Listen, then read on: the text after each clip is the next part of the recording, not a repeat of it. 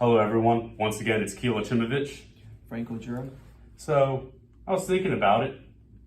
Let's say I have a house and I have homeowners insurance on it. Maybe it lapses for whatever reason, and now the lender's placing homeowners insurance on my house. Now, me from the lending perspective, I know that's usually a lower quality coverage and it usually costs more. But what do you see and how can you navigate this issue? So when it comes to first place insurance on properties, so it's really important to always make sure that you're in contact with the mortgage broker and you always check that your policy is in effect. Because what happens if your policy is not in effect, the mortgage broker is going to go ahead and place insurance on the property because they have to protect.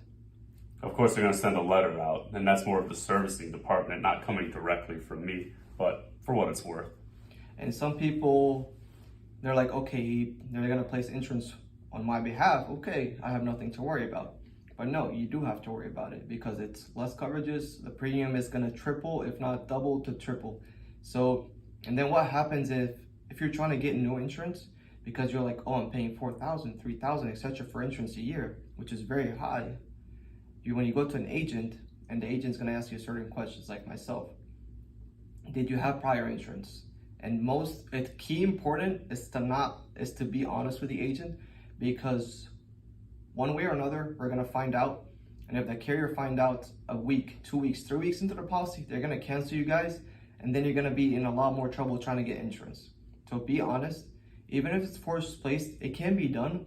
But let's say, for example, Citizens, which most homeowners policies are being closer to Citizens. So what's going to happen is if you had forced placed insurance, you're going to go on a 30-day wait time, which means, let's say we bind it today, it's going to only be in effect next month, which is not a good thing, but at least in a month you'll have insurance and you'll have a good rate. Okay, I appreciate that. Thanks a lot. Yes, sir.